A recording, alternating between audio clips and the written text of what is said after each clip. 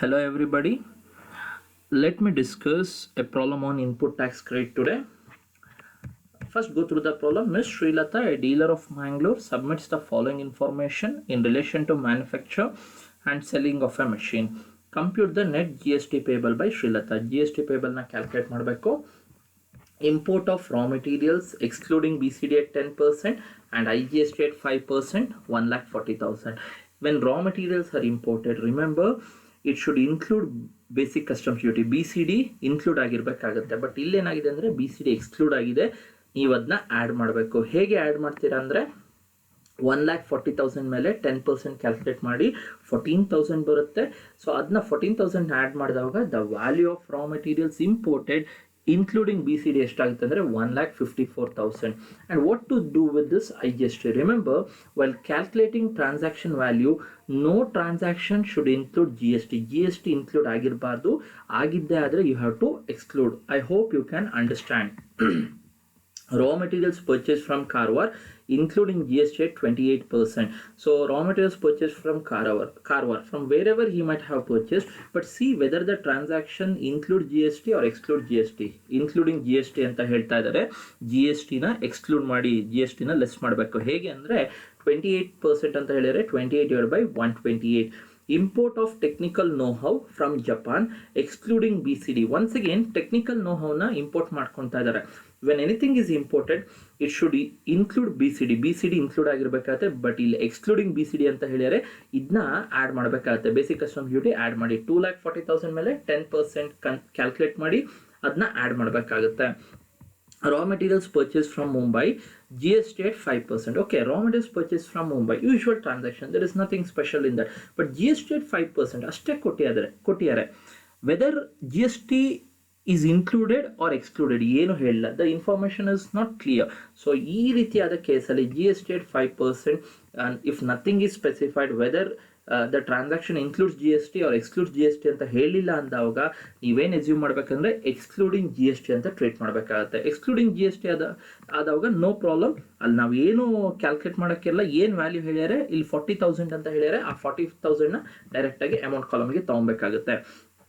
Subsidy received from an NGO. Subsidy received from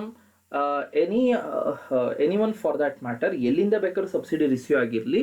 excluding subsidy received from central government or state government. State ಗೌರ್ಮೆಂಟಿಂದ subsidy ಬಿಟ್ಟು central ಗೌರ್ಮೆಂಟಿಂದ subsidy receive ಮಾಡಿದರೆ ಅದು exempt ಆಗಿರುತ್ತೆ. ಇನ್ನು ಯಾರಿಂದ ಬೇಕಾದರೂ from any organisation for that matter or from any one for that matter, if subsidy is received you have to add it while calculating transaction value. So this has to be added 13,000.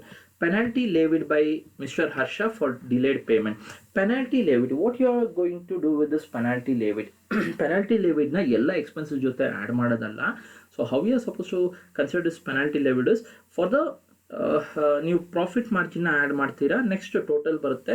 Separately penalty levied has to be added. ಅದನ್ನ ಎಲ್ಲ expenses ಜೊತೆ ಒಟ್ಟಿಗೆ ತೋರಿಸೋದಲ್ಲ, penalty ಲೆವಿಡ್ನ ಸಪ್ರೇಟಾಗಿ ತೋರಿಸ್ಬೇಕಾಗುತ್ತೆ. Subsidy received from central government, as I already explained it is exempt from tax. Additional incentives paid to the employees of sales department. Additional incentives paid to the employees of sales department. In yesterday's video I had explained that it has to be added. So you're supposed to add this. Warranty charges should be added. Manufacturing expenses are to be considered. Service received from a registered dealer to manufacture a machinery. Rate of GST applicable is 18%. Okay, service received from a registered dealer. ಈಗ Srilatha, the one who manufactures and sells the machine, so ಆ ಮೆಷಿನ್ನ manufacture ಮಾಡೋಕ್ಕೆ ಸರ್ವಿಸಸ್ನ receive ಮಾಡ್ಕೊಳ್ತಾ ಇದ್ದಾಳೆ. So ಆ ಸರ್ವಿಸಸ್ನ value ಎಷ್ಟು ಅಂದರೆ 20,000. That has to be added. Service received from specialist from Pune which are exempted. So ಪುಣೆಯ ಒಬ್ಬ ಸ್ಪೆಷಲಿಸ್ಟಿಂದ ಸರ್ವಿಸಸ್ನ ರಿಸೀವ್ ಮಾಡ್ಯಾಳೆ in order to manufacture the machine. So service received by the supplier should be added. ಅದನ್ನ add ಮಾಡಬೇಕಾಗುತ್ತೆ. 30,000 should be added. Purchased raw materials which are charged at 0 rate 1 lakh. Okay, purchased raw materials ಅಂತ ಹೇಳ್ಯಾರೆ. So 1 lakh ನಾವು consider ಮಾಡ್ತೀವಿ. But if U see here, Ra materials purchase ಏನಾಗಿರುತ್ತೆ ಆ ರೀತಿಯ ಟ್ರಾನ್ಸಾಕ್ಷನ್ನ ಒಂದೇ ಕಡೆ ನೀವು ತೋರಿಸ್ಬೇಕಾಗುತ್ತೆ. ಅಂದರೆ ಇಲ್ಲಿ ಏನಾಗಿದೆ, ಈಗ ರಾ materials purchase from Mumbai GST at 5%. ಈಗ ಫಸ್ಟ್ 4 ಟ್ರಾನ್ಸಾಕ್ಷನ್ ನೀವು ನೋಡಿದ್ದೆ ಆದರೆ everything relates to raw materials. ಈ purchased raw materials which are charge at 0 rate, ಇದನ್ನ ಸಪ್ರೇಟಾಗಿ ತೋರ್ಸಕ್ಕೆ ಹೋಗಬೇಡಿ.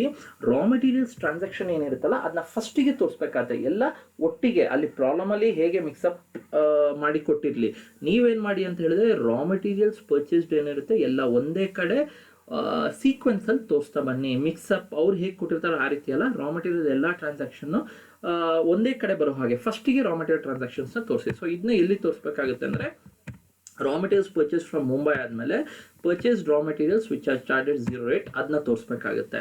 Next along with the machine supplied 3 accessories with 79,000 worth rupees 79,000 in total which are naturally bundled along with machine.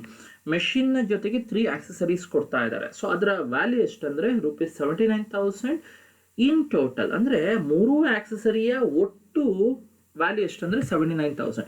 So and see whether it is naturally bundled or not, which are naturally bundled along with the machine.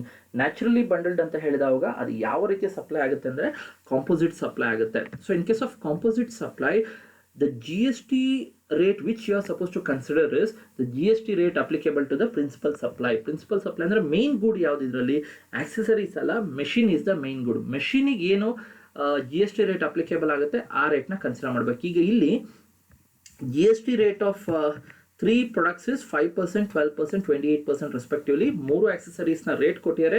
Don't consider it students. Composite supply ಆಗಿರೋದ್ರಿಂದ ಮೆಷಿನ್ಗೆ ಏನು GST rate apply ಆಗುತ್ತೆ ಅದನ್ನ consider ಮಾಡಿ. Miss Srilatha sold the machine to Miss Shweta, a registered dealer in Dharwad.